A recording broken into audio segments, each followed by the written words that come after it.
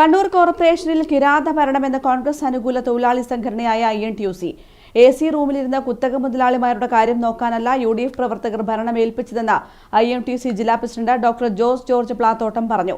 തെരുവ് കച്ചവടക്കാർക്കെതിരായ മേയറുടെ നിലപാട് അപമാനകരമെന്നും അദ്ദേഹം പറഞ്ഞു. തെരുവോര കച്ചവടക്കാർക്കെതിരായ കോർപ്പറേഷൻ നിലപാടിനെതിരെ നടന്ന കോർപ്പറേഷൻ മാർച്ച് ഉദ്ഘാടനം ചെയ്യുകയായിരുന്നു അദ്ദേഹം. ഒരു ജില്ലയിലും ഇല്ലാത്ത കിരാത ഭരണമാണ് കണ്ണൂരിൽ നടക്കുന്നതെന്ന് INTUC ജില്ലാ പ്രസിഡന്റ് ഡോക്ടർ ജോസ് ജോർജ് പ്ലാത്തോട്ടം പറഞ്ഞു. UDFനെ ഏകാധിപത്യ ഭരണത്തിനോ രാജഭരണത്തിനോ അല്ല പ്രവർത്തകർ അധികാരം ഏൽപ്പിച്ചത്.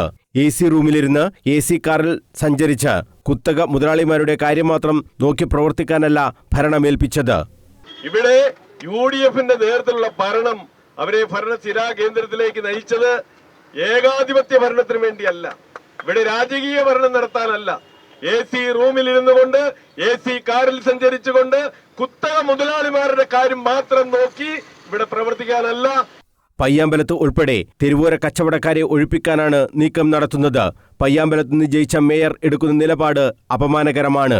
ഈ വഴിയോര തൊഴിലാളികൾ ജോലി ചെയ്യുന്ന ഏറ്റവും കൂടുതൽ ആളുകൾ ജോലി ചെയ്യുന്ന പയ്യാമ്പലത്ത് നിന്ന് ജയിച്ചു വന്ന ഇന്ന് മേയറായി തീർന്നിരിക്കുന്ന മേയർ എടുത്തിരിക്കുന്ന നിലപാട് തികച്ചും അപമാനകരമാണ് എന്ന് പറയാൻ ഞാൻ ആഗ്രഹിക്കുക. തലശ്ശേരി നഗരസഭയിലും കോഴിക്കോട് കോർപ്പറേഷനിലുമടക്കം തെരുവോര കച്ചവടക്കാർക്ക് സൗകര്യം ചെയ്തു കൊടുക്കുന്നുണ്ട്. ബങ്ക് ഉൾപ്പെടെ ഇവിടെ തയ്യാറാക്കി നൽകുന്നു. എന്നാൽ കണ്ണൂർ കോർപ്പറേഷൻ ധിക്കാരപരമായ നിലപാടാണ് സ്വീകരിക്കുന്നത്. ഇവിടെ തൊട്ടടുത്ത് തലശ്ശേരിയിലും കോഴിക്കോടും ഒക്കെ നിങ്ങൾ പോയി നോക്കണം.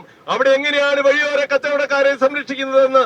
അവർക്കെല്ലാം വളരെ സൗകര്യപ്രദമായ രീതിയിൽ ബങ്ക് മുനിസിപ്പാലിറ്റിയുടെയും കോർപ്പറേഷന്റെയും ചിലവിൽ നിർമ്മിച്ചു കൊടുത്തുകൊണ്ട് അവരെ പുനരധിവസിപ്പിക്കുന്ന സാഹചര്യങ്ങൾ ഇവിടെ എല്ലാം ഉണ്ട്.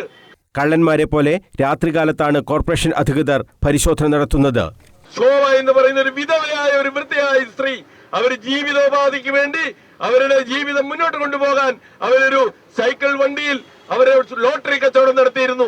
എന്തുകൊണ്ടാണ് ഇവർ രാത്രിയുടെ മറവിൽ വന്ന് മോഷണം നടത്തുന്നത്? ഇത് കള്ളന്മാരുടെ ലക്ഷണമാണ്, കൊള്ളക്കാരുടെ ലക്ഷണമാണ്. ഒരു നിയമത്തിന്റെ അടിസ്ഥാനത്തിലാണെങ്കിൽ കൃത്യമായി നോട്ടീസ് കൊടുത്തുകൊണ്ട് അവർ കൃത്യമായി പകൽ സമയത്താണ് വന്നിട്ട് ഈ സാധനം സെർച്ച് ചെയ്യേണ്ടത്. ആരുടെയും തറവാട്ടിൽ നിന്ന് കൊണ്ടുവന്ന ഔദാര്യത്തിനല്ല INTUC ആവശ്യപ്പെടുന്നത്. പാർലമെന്റ് പാസാക്കിയ സ്ട്രീറ്റ് വെൻഡേഴ്സ് നിയമമുണ്ട്.